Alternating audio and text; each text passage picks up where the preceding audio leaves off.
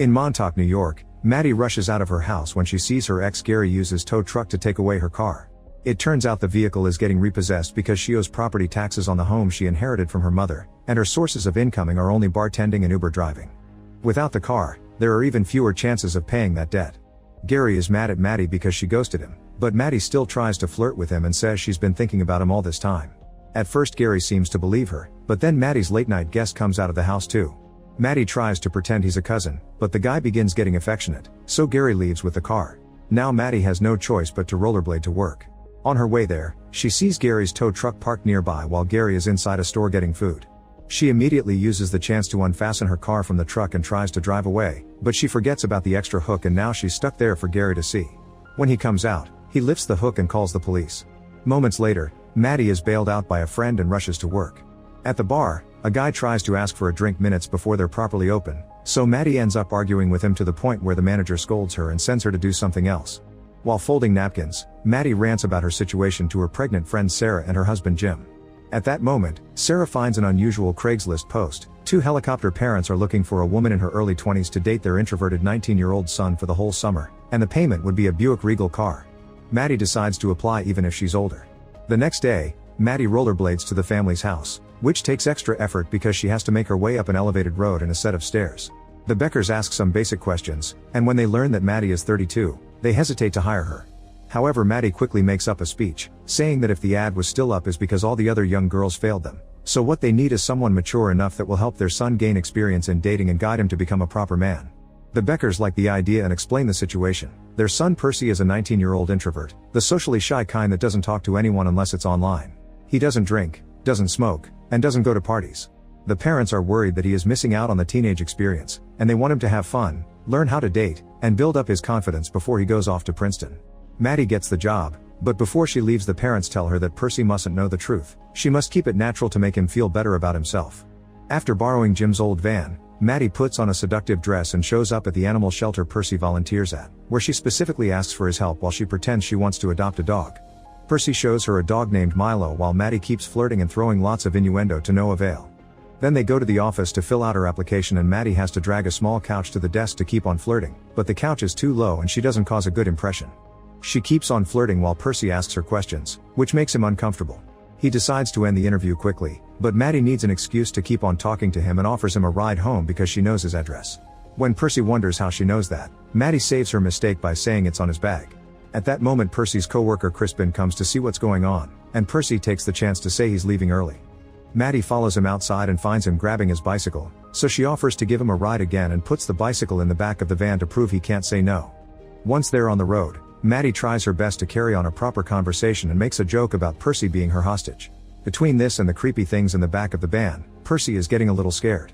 When Maddie takes a different route, Percy tries to ask for help with his phone but Maddie takes it from him. Moments later, they arrive at Maddie's home and Percy assumes she's kidnapped him for real so he throws paper spray at her eyes. Crying out in pain, Maddie explains she just thinks he's really hot and that she had been trying to score with him. Percy can't believe it but he apologizes as he helps wash her eyes with a hose before they agree to meet again tomorrow for a proper date.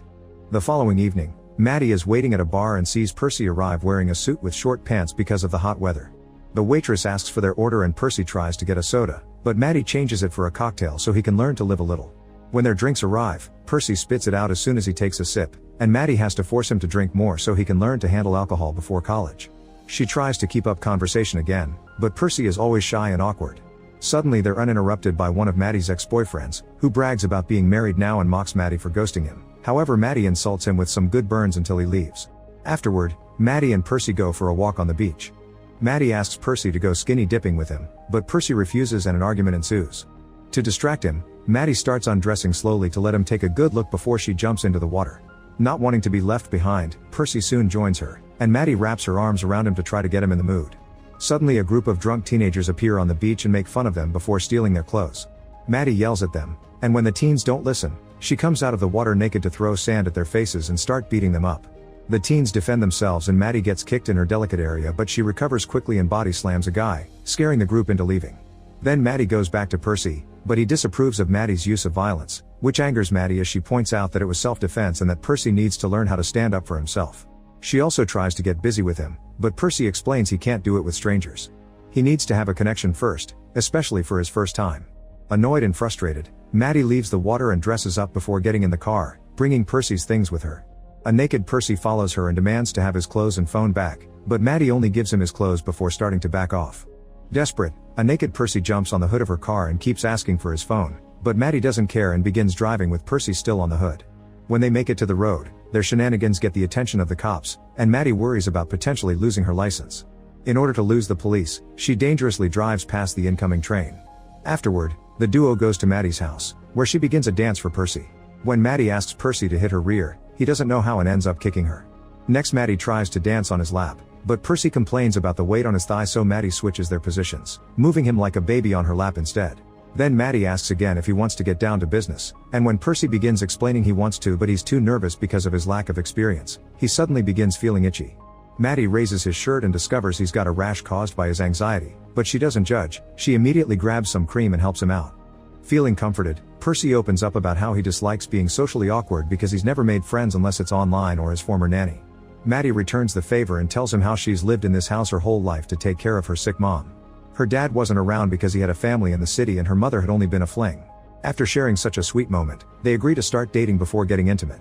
The next few days, Maddie and Percy begin spending lots of time together. They walk Milo and other dogs from the shelter, play laser tag, and win lots of things at the arcade, where they tease a kid until they get kicked out. They have lots of fun together, and Percy starts becoming more comfortable around Maddie. At the arcade, he spent his tickets on a beer hat for her and also gets a finger trap that he tricks her into using with him. Maddie freaks out, but Percy is patient and teaches him how to get out of it. They start chatting and they learn more about each other, like the fact neither of them went to their proms. Maddie also tells him that she once wrote to her dad to ask why he wouldn't visit her, but the letter returned unopened. Having this vulnerable moment allows Percy to gather courage and finally kiss Maddie. Afterward, they go for a walk and bump into Percy's former nanny Jody, who turns out to be a middle-aged guy. Jody notices they want a frisbee at the arcade and throws it for Percy to go pick it up. Once Percy is far from them, Jody asks what Maddie's intentions are with Percy, accusing her of wanting the family's money. Maddie says she only wants to date Percy and shuts Jody up by implying he wants the same thing. When Percy returns, Jody and Maddie just pretend to get along for his sake. Sometime later, Maddie hears someone ring the bell at her house and finds a man she doesn't recognize. It turns out they went to school together, and the guy acts as if they were super close, but Maddie barely remembers him. Soon the truth comes out, the guy is there for the house, but Maddie still refuses to give it up and kicks the guy out, ignoring his legal threats. Later that night, Percy picks Maddie up in a limousine so they could go to a fancy dinner they've planned as a way to have their own prom. In the car, they even exchange flowers. Once they make it to the restaurant, they have a good time chatting and laughing. Percy shares that he didn't want anyone at school to notice him because if they didn't notice him, then they couldn't make fun of him, so Maddie comforts him by saying that they should see how great he really is. Then Maddie notices a piano and convinces a very nervous Percy to play it. He turns out to be quite good and he signs along to his playing, choosing She's a Man-Eater by Hall & Oates as a tribute to Maddie. The people in the restaurant love it and everyone claps while he returns to the table, where Maddie can't stop telling him how talented he is.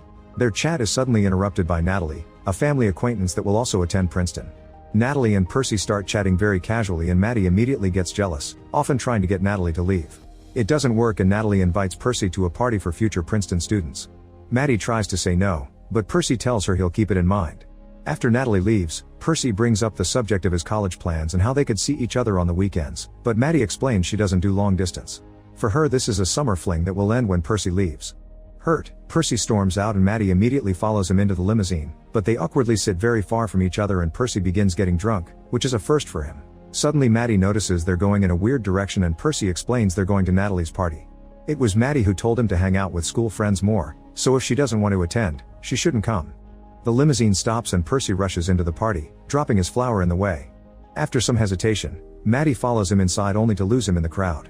Maddie starts asking around for Percy, but all the youngsters judge her for being a grown woman trying to fit in with the teens and whenever she responds rudely, they threaten with recording her for social media. Eventually 2 girls inform her that Percy went to a room with Natalie.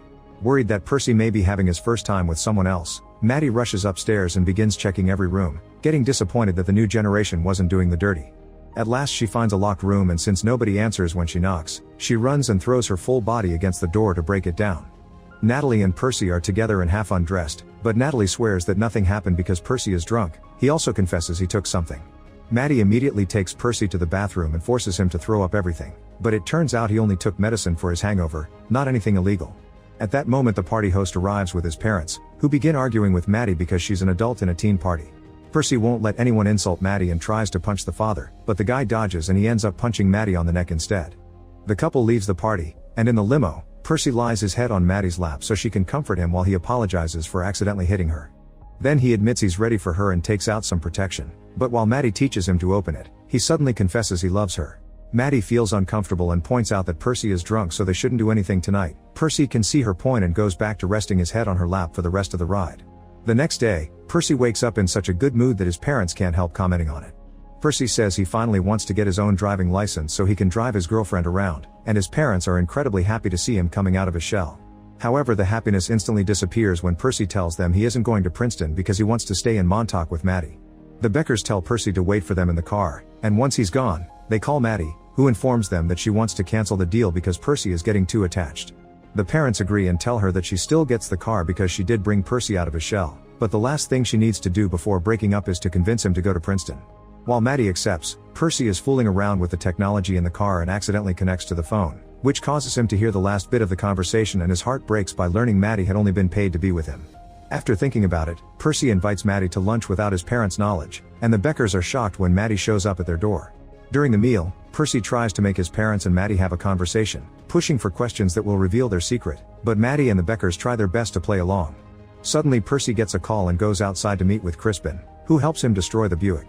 It's a very sturdy car though, and not even hitting it with a rock works, so Percy drives it into the forest to crash it against a tree.